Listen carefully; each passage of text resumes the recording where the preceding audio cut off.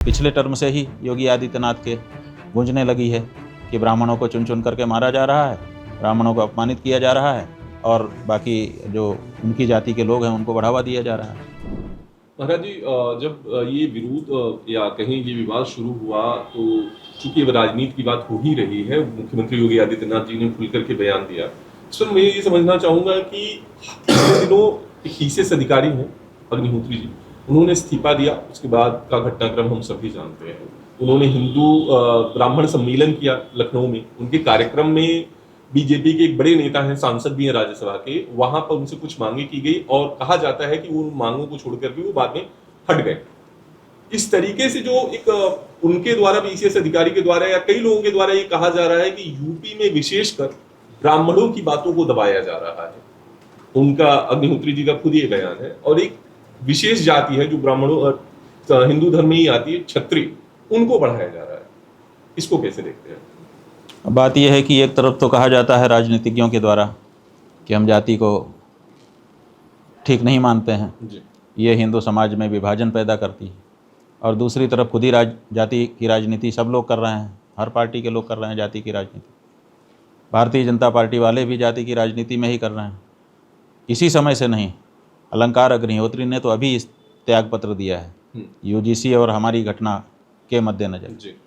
लेकिन ये बात तो पिछले टर्म से ही योगी आदित्यनाथ के गूंजने लगी है कि ब्राह्मणों को चुन चुन करके मारा जा रहा है, ब्राह्मणों को अपमानित किया जा रहा है और बाकी जो उनकी जाति के लोग हैं उनको बढ़ावा दिया जा रहा है।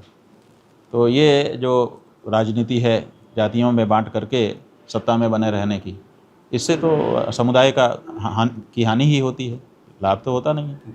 इसलिए देखिए, सनातन धर्मी जो होगा वो जाति मानता है। देखिए, हम सनातन धर्म में जन्मे, हमारी एक जाति है, ठीक है, हम ब्राह्मण हैं, क्षत्रिय हैं, वैश्य हैं, शूद्र हैं, 4 हमारे यहाँ हैं। लेकिन जो सनातनी धर्मी होता है वो इन 4 में से किसी में भी जन्मे, बाकी 3 को साथ में लेके चलता है।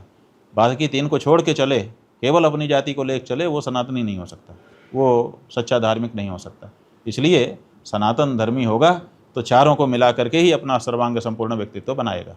अकेला केवल सिर, मान लो कि ब्राह्मण सिर हैं जैसा कि वेद में कहा गया, तो केवल सिर को काट के रख लो, क्या करेगा? खाएगा कि पिएगा कि देखेगा कि हंसेगा कि रोएगा? कुछ नहीं कर सकता।